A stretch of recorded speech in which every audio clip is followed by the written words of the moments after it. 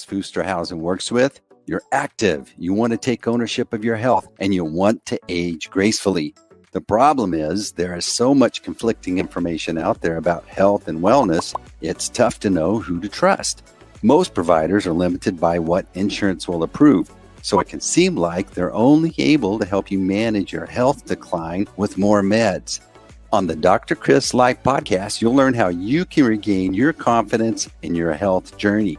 You'll learn helpful knowledge about programs, supplements, peptides, and hormones that Dr. Kris has used with thousands of patients just like you to help them crush their goals and be their best selves. So if you're ready to take charge of your health and are wanting to stay active and healthy so you can be a better parent, partner, or lover, then you're in the right place.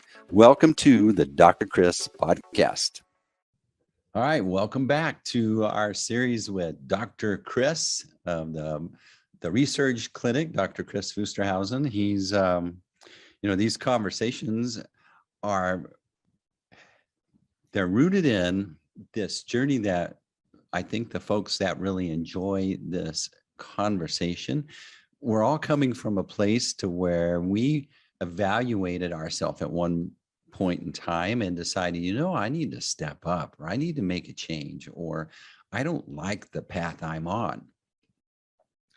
And what I like about talking with you, Dr. Kris, is like my experiences with the doctors that I visited. They're good people. They're doing the best they can.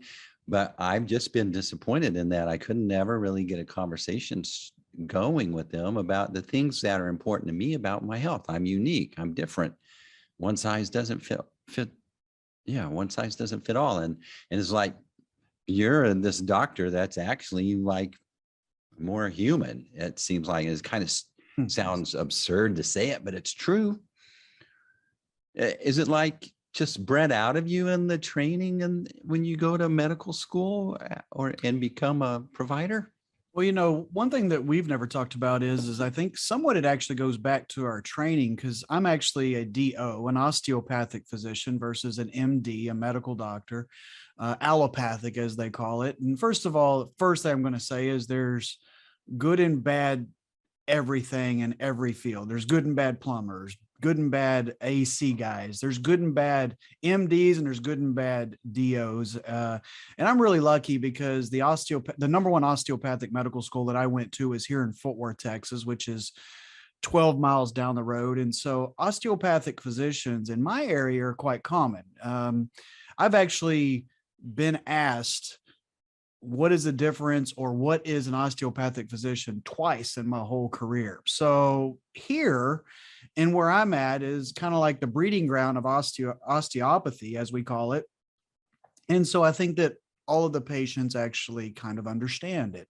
And at the end of the day, a DO and an MD have the exact same privileges and rights as a physician in the United States. Our training is just a little bit different. And so if anyone were to ever ask me what's the difference in osteopathic versus allopathic, DO versus MD, we're actually trained a little bit more in actually the musculoskeletal system. We're actually trained manipulation, which my DO brethrens will hate this when I say this, but you can kind of call that like chiropractics. We think it's a little bit higher than that, but you can kind of think of it like that.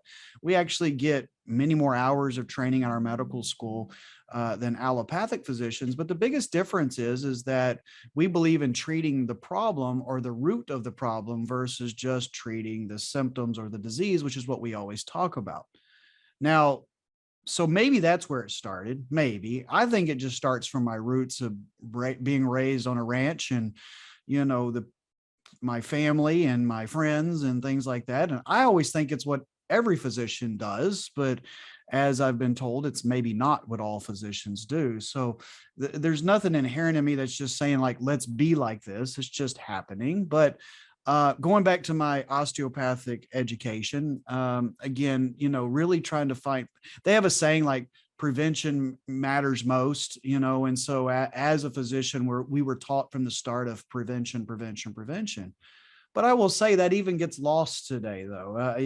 When I was an osteopathic physician providing traditional family practice, I don't know that towards the middle and end of my traditional practice that I was any better at preventing anything than any other physician was. And it's kind of like what we talked about in our last podcast, just how the system is set up. Prevention's just not really built in, other than, hey, Steve, go get your colonoscopy at 50. And hey, we checked your cholesterol panel and your PSA once a year. And, here's what it showed. I mean, I'm being exaggerative, but that's about what the prevention model looks like. Did you get a chest x-ray? Did you get, and there's just so much more to it than that. And so, it's just, I think that most people make things way too complex.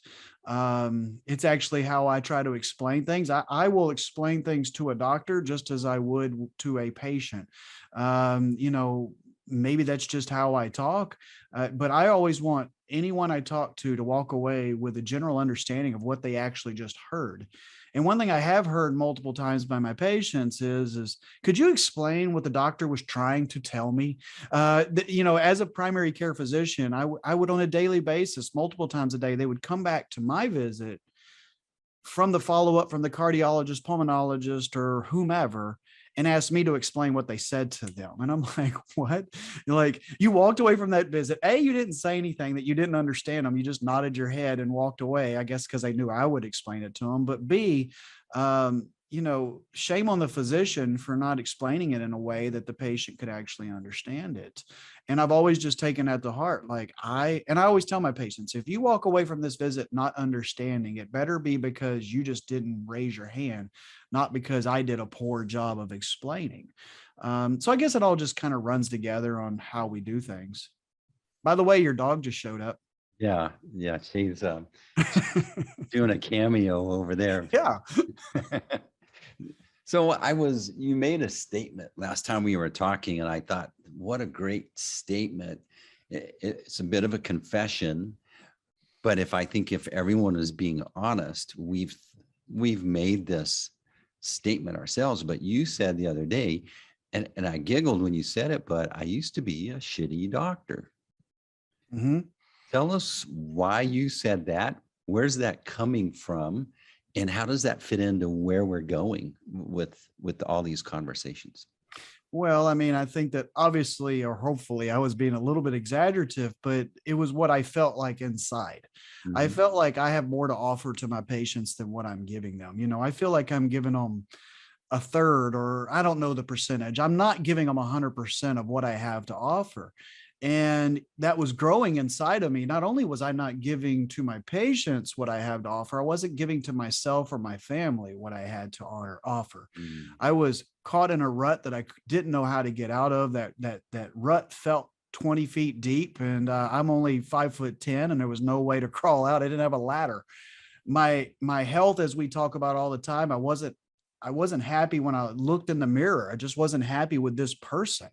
I probably said it most podcasts, how the hell can I tell somebody or ask somebody to make changes when I'm not making the changes myself? I mean, you've probably heard me say, I don't want to turn into that Norman Rockwell physician that's, portly with the glasses on the end of his nose and, that just looks like the absolute opposite of optimal health. That's not fair to me. That's not fair to my patients. I really subscribe to the model that I'm only as good to you as I am to myself. And if I am in bad shape, I'm not going to be able to provide the care for the length of time that I want to and provide the quality of care. Because if you do better, you feel better, you are better. And, that's just what we need to be. And I need to be an example for my patients. And that example sometimes is an example of failures as well, and admitting our failures. And, I do it all the time. Heck, you and I've had conversations. I don't mind admitting my failures. And hopefully my patients take that as, oh, he's not perfect either. Because, you see those trainers and heck, I've got one here and I love him to death, but, they're in such great shape and they do a good job with their diet and we're envious, it's like, God, I want to look like that guy or girl. we always have to remember, first of all, they've got all day long to work out. That's an advantage. And that's all they have to concentrate on is their fitness and their eating, and good for them. I'm not knocking them for doing that, but even they fall off the wagon at times. They don't eat as well as they should. And they maybe have, to them, it's a huge deal. Maybe their body fat goes back 2%, which to us is no big deal, but to them it is. But even those people that we have on the pedestal of perfect eaters and things like that, well, they've got issues as well. They fight the same demons and battles.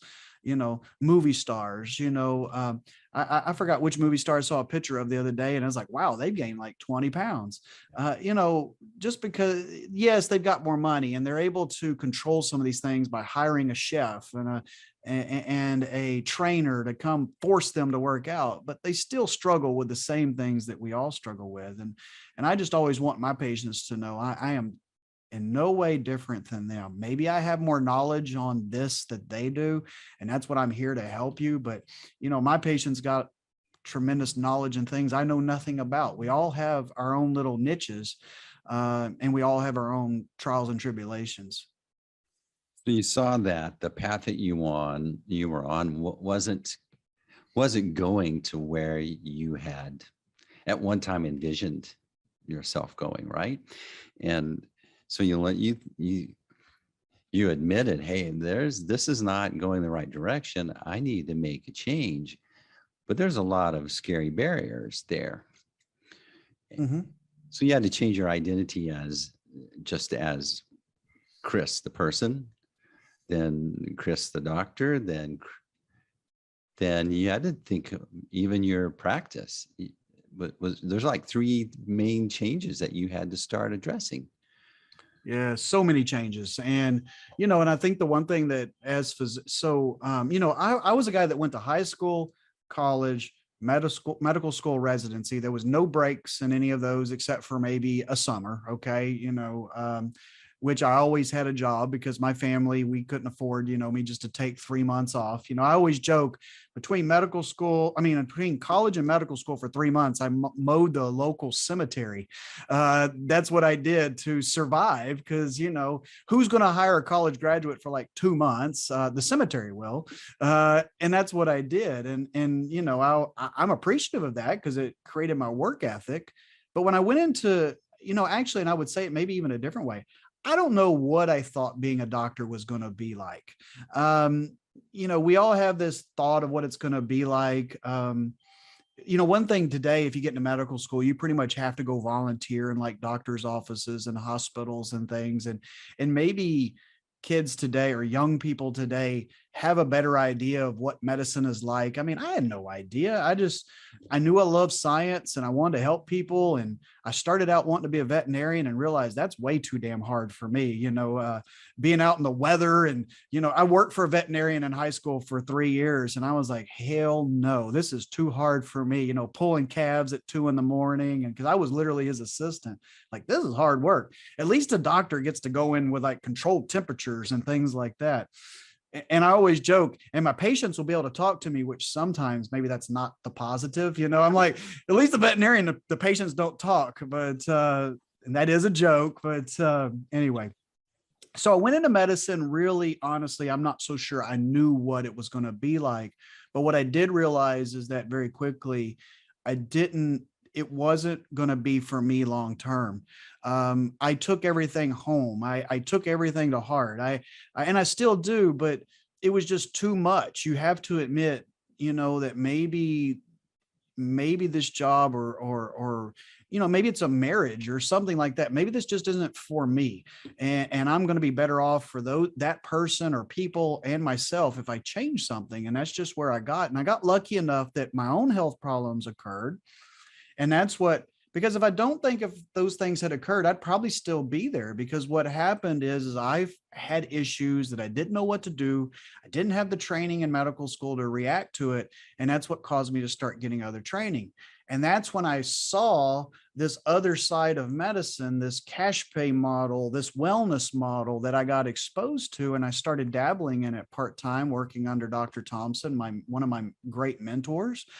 And I saw there was another way to do things. And I saw I'm not going to lie, I saw their their way of life, how his life was after hours and things like that. And I was like, the shape that all these physicians were able to be in because they had the time to dedicate to themselves. And I said, I really think this is for me. And my transition has been slower than maybe I would even recommend for others, but every situation is different. I think there's no doubt that I'm a better doctor today than I was 10 years ago. I believe I'm in healthier shape today than I was, not even 10 years ago, it was 15 years ago. Now that I always say 10 years, it was 15 years ago, going on 16 years ago. I don't regret it for a second. I've learned so many things. Oh, and the other thing I was going to say is, so the reason I was saying that high school, college, medical school, residency, practice, I didn't know a damn thing about business. They don't teach doctors business. I truly wish if I could had a way to change medical school, it'd be have doctors take a business class, each semester, even if it's for an hour a week. We got right before we graduated, 1 week before we graduated, and guess how much we really cared about that class. Okay. We've already done everything. We're ready to graduate. We had a guy come in and talk for 1 hour on contracts. None of us cared because we were going to residency. There's no contract in residency. So it's like 3 years from now, by the way, this might be useful for 1 hour. That was just like our nutrition training. I always tell you was 1 hour, the food pyramid. So I didn't know anything about business. I made horrible mistakes. I still make mistakes. Any businessman that says or woman that says they don't make mistakes is lying their ass off. I've gotten better. I think I'm better at business. But those are things as a physician that we just don't know. Luckily I've got really good patients that I lean on my patients a lot of times for business decisions, that they're not, because most of these are non-medical decisions. They're business decisions. And so, you lean on those people that have that knowledge base. But anyway, yeah, there's a lot of things to go into it, and it's scary as hell. Because you've built something and you're like, like we talked about last week, and you're afraid that if I move away from this model, and even for 3 months, 6 months, and if it fails and I try to go back, has that model disassembled? All that work I did over the last 5 years, 10 years, 15 years, is it gone? So those are all things that providers, making these decisions can be quite difficult. So this change has helped you kind of gave you a way to step out of I'll say the insurance influenced business model, but it's like you were able to start considering other options, maybe options you didn't know existed. And when I say options you didn't know, I'm relating as a patient. In the same way, you entered a model that there are options that you could follow and employ that you didn't know. There were treatments and ways to help your patients be more healthy on options they didn't know, because you took the chance. Mm-hmm. You crossed that bridge or that chasm. Mm-hmm. Not only that, but my enthusiasm for medicine returned. Wow.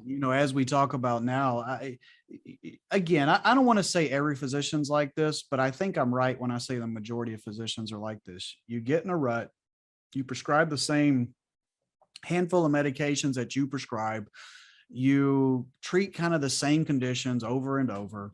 And I think you, at some point, stop learning with the same amount of vigor that you did when you were in medical school and residency, because you're like, oh my God, I did that so much. And there's going to be some physicians that do a really good job of reading every current journal and these things and staying current.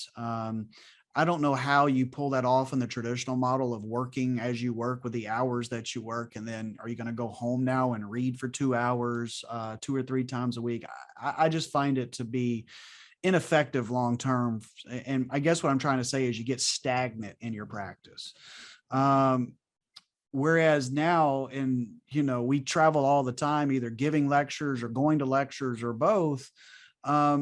And I'm always learning. I mean, I am amazed. Like I am reading and training right now under Dr. Dayan Goodenow about all these new amazing progresses that has been made with dementia and Alzheimer's disease specifically, but yet no one knows about it. I say no one, mainstream doesn't know about it. Why do they not know about it? Because the things that this doctor has found and prescribed, you can't buy at Walgreens. And unless it comes from Walgreens or CVS, traditional medicine doesn't care. And what I mean by that, what I'm really saying is if Pfizer or Merck or AstraZeneca or Bristol Myers Squibb doesn't make these cures or these treatments, they just don't get to the physician because most of their knowledge base comes from that drug rep that walks into their office once a week and gives them their 2-minute blurb about whatever. Even drug rep dinners don't really occur anymore. We used to have drug rep dinners all the time, and they don't really occur that much anymore. So really where most doctors get their knowledge base is from the drug representatives of these Pfizer, Merck, AstraZeneca, Bristol Myers Squibbs of the world. And they're not out there learning about all of these other things that exist, but they don't exist in that model. And so I just think that that's what's really been what's the word I'm looking for? What is giving me the enthusiasm back towards medicine, knowing that, yes, some of these treatments are expensive. Yes, most of these treatments cost cash money, but they work. They're there. They're safer than the alternatives that can be. Again, I'm not saying let's not use traditional medicine. I'm not even saying that for a second. But what I am saying is that let's find out what's wrong with these patients, and maybe there's a treatment that's right for them. Let's not just throw our demented patients on Aricept and Namenda and I know your history with your close friend that had dementia. Those medications don't do, I'm going to be nice and say they don't do much. Okay. Some might say they don't do crap. Okay. But they don't do much. And there are things out there that we can do, the cytox testing, and I'm just picking on dementia because it's, something that I really want to start focusing even more on in my practice. Everybody's touched by dementia. But we can do that with diabetes, high blood pressure. We have, there's just so many ways to treat our patients. I had one of my great cardiologists text me yesterday, an article that he just read about how even with slight elevations of your A1C, which is your 90-day blood sugar test, even in normal range, but slightly high normal range actually puts you at higher risk now for heart disease. And his point was he was very kindly actually giving me a pat on the back, basically saying, this is more evidence that you harping on people about their blood sugar control is so important. Whereas most doctors, providers only worry about blood sugars when you're diabetic. Like, oh, sorry, Steve, you're now diabetic. And that's horrible. But even just elevated matters. We know that if you have even slightly elevated blood sugars, you're knocking days and weeks and months and years off the end of your life. This thought that we have to let things become a disease before we treat them has to be stopped in America. If we just wait until, all right, Steve, now we're going to get busy because you now have diabetes, when we knew for frickin' 5 years you had elevated above normal blood sugars, but we chose to ignore it because the doctor was too busy or the patient didn't care, or they just maybe no one just talked about it. I don't know. But those are things that you can do differently in medicine. And I think if a provider really is attracted to that model, they need to look at this model. This is not going anywhere. It's the fastest growing field of medicine at the moment.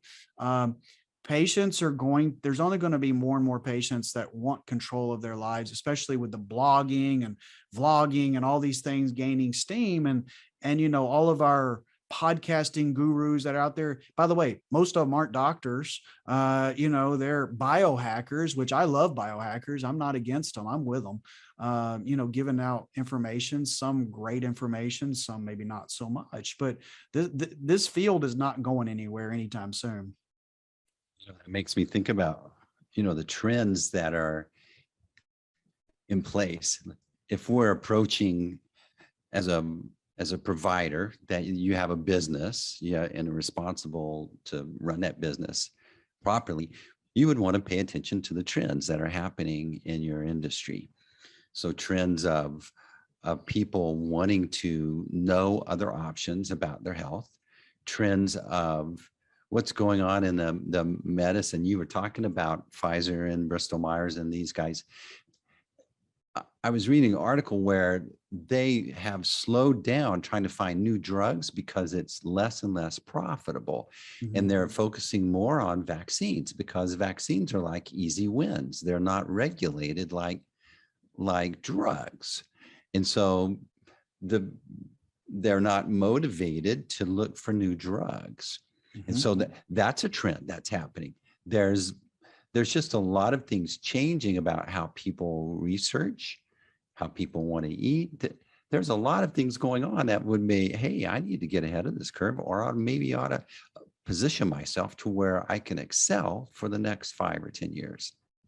Yeah, you're very right. You know, you either get with the trend, or the trend's going to leave you behind. And, I hadn't really thought of it that way, but patients have more knowledge at their fingertips, literally, than they ever have. And, not only the internet, but with all the podcasts and all these things that we can get constant information, and a lot of it very good information, versus the old days we'd be like, where the hell did you read that? And certainly some of that stuff is still out there, but many times, sometimes patients come in and I go, that's interesting. I never thought about that. Let me go back and look at that and get back with you. I got a folder sitting over here, a patient dropped off, that I'm going to look through. I don't know everything. I'm open to everyone's thoughts. I always say, as long as I feel like it's safe, we can try it. That's where I do draw the line if I don't feel like safety is there. But our patients are very well educated these days. Now, there's patients that choose to just come in and basically, doc, you tell me what to do.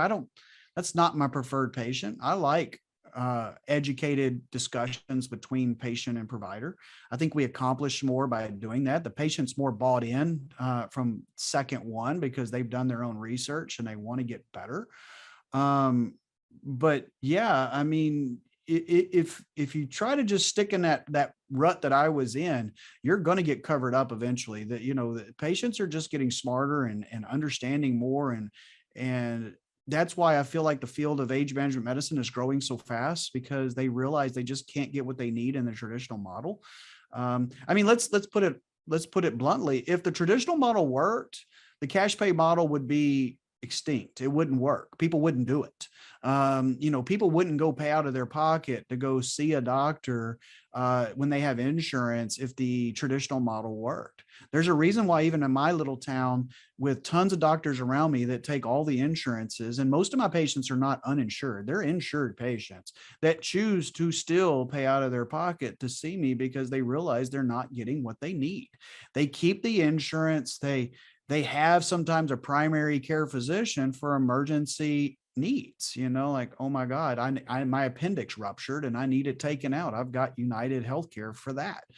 So patients understand it. They see it. It's not for everyone. As I always say, I understand that not every single citizen of my county is going to want our services, and that's perfectly fine. We wouldn't be able to take care of them if everybody wanted it. So it is more of an exclusive thing, but I think patients that see the value in it really feel like they get their money's worth.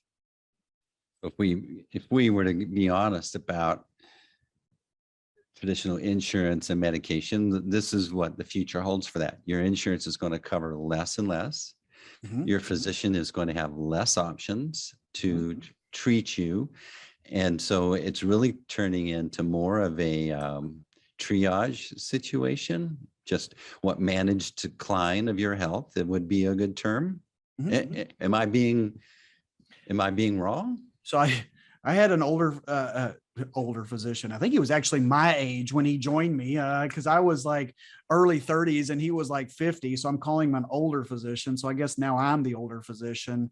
But many years ago, he joined my practice here in town I actually worked for the county, and he was opening his own practice down the road. And we were, at that time, we're a provider down, and he joined us for like 6 months while his building was being built. And he had a statement about what we did, and it's always stuck with me. And he said, it's a glorified MASH unit, is what we did. It was high acuity patch them up, stick a Band-Aid on them. I'm being exaggerative, but patch them up to fight another day.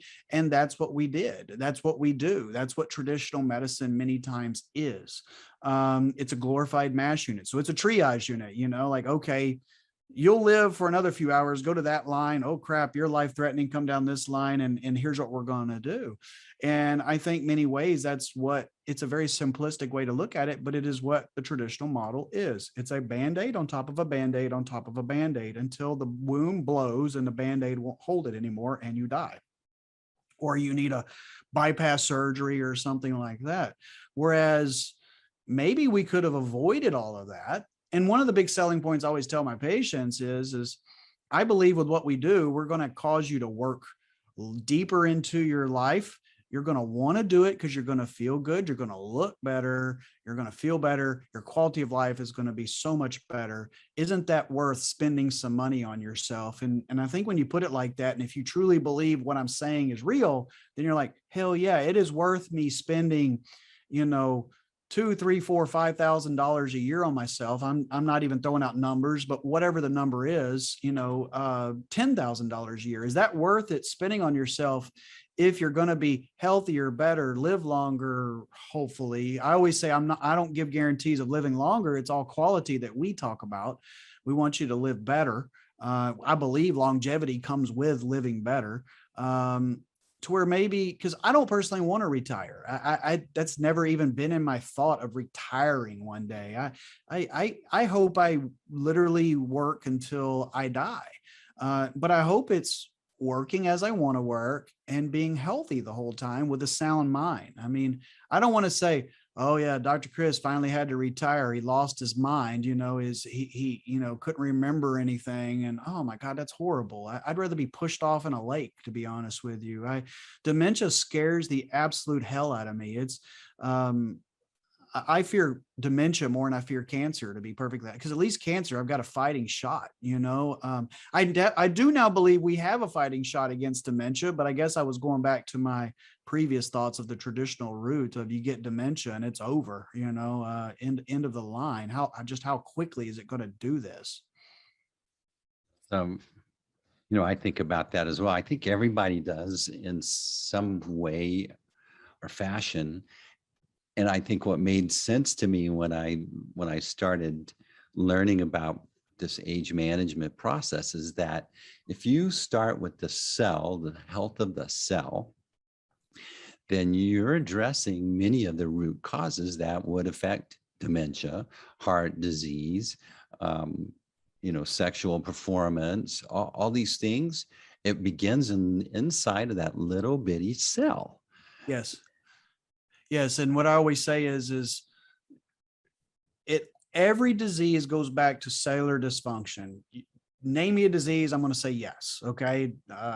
Ovarian cancer. Yes.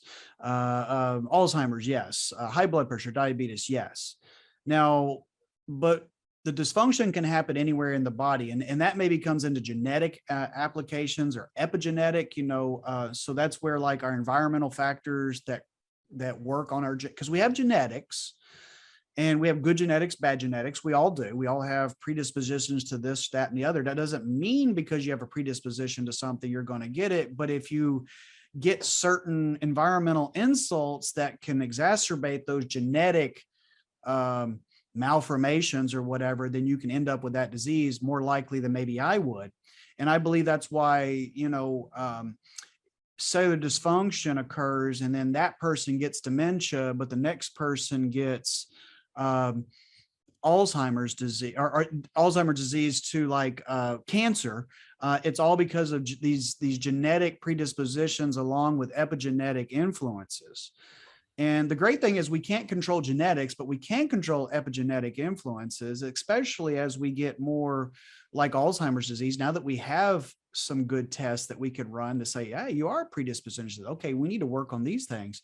But also just going back to, balancing, doing everything we can to control cellular senescence, which we've talked about is the abnormal cells and zombie-like cells that aren't doing their job properly. If we control cellular senescence, we ultimately improve existing diseases, but also are preventing potential diseases down the road. It's a very simplistic thought because it is simplistic. It doesn't need to be made complicated. If our 30 to 50 trillion cells are functioning better, guess what? The body does better and we have less chance of disease.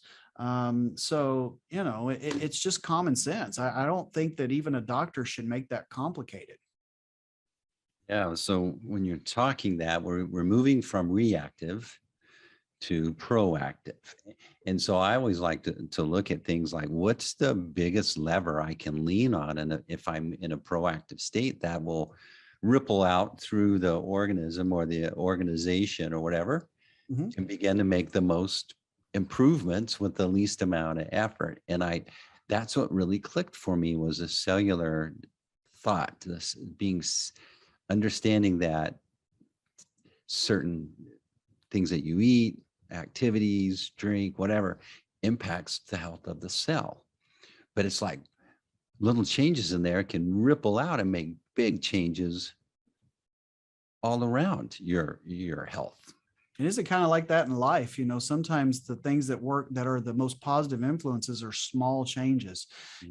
Most of the time it's not this huge change we made. It's these, I made these two or three little tweaks in my business. And oh my God, a year and a half later, it paid these dividends versus I came in and fired everybody and started over. I made these few little changes and, wow, down the road, they made these differences. And that's the one thing that, Dr. Seeds is training with me, Dr. Thompson, all of my mentors that I've had in my career, too many to even name. You learn all these different little tricks and they're not for everybody. Like I say, I can't even do all the little hacks and tricks that I know about because I got to work. If I literally, like I had a patient in the other day. She wants to lose weight, and one of her husband comes here. He sent her to me, and I went down like, hey, I want you to do this, this, this, this, and this. And I got to the end of this list, and I go, okay, you know what? I just gave you way too much stuff. Let's scratch half of this today. And she's like, no, I think I can do it. And I'm like, let's stick with these 5 things. Let's do this for a month. And then we'll come back and we'll start working on some more, because even in my brain, I'm like, oh yeah, let's do this and this and this. And, most of us will only do so many things at a time. And, things I try to tell new providers in this is, I know it sounds simplistic. I know just trying to talk them into doing some sodium bicarb every day seems simplistic, or maybe taking those ketone esters twice a day. I know this sounds really simplistic, but if we can get them to do it and do it for 6 to 12 months, they're going to see the benefits of this. But we got to get out of this mindset that if I do something today, I have to see the results within a week or I'm giving up.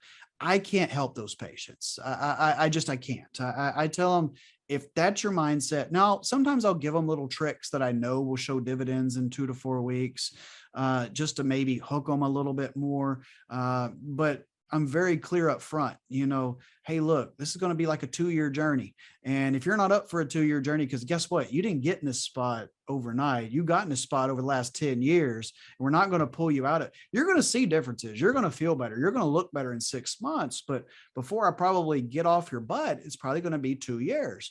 And if you're okay with that, let's move forward. And you know what? If you're not okay with it, I always tell them, we'll part friends. It's okay. We can see each other at the football game and still shake hands and talk. It's okay. I realize I'm not for everybody. My program's not for everybody. Not everybody really wants to change. That's the one thing I've learned, is that some people, they talk a good talk, but they're not really wanting to do it. And so I'm okay with that, I think that kind of brings us around a full circle when your declaration that I was a shitty doctor at one time, or you're feeling that, but there were little changes that you started to implement. Mm-hmm. And I think that's what we ought to discuss on the next on our next conversation, is let's talk about the little changes you made as a doctor, Mm-hmm. as a businessman, and then personally. I think that would be a great discussion. Awesome. All right, perfect. So Dr. Kris of the Research Clinic, you can learn more about Dr. Kris and his practice at theresearchclinic.com. Dr. Kris Wusterhausen. I'm Steve Brown, your co-host. This has been an excellent conversation, Dr. Kris. I'm excited about this series of conversations. Well, thank you for your time as usual. I appreciate it. All right, that's a wrap. Thanks for joining the Dr. Kris podcast. If you learned something today and you want to connect and get more information, visit our website, www.DrKris.Life, where you can find more great information or even schedule a time to learn how you can engage with Dr. Kris. Be sure to follow, like, share, and we'll see you on the next episode of the Dr. Kris podcast.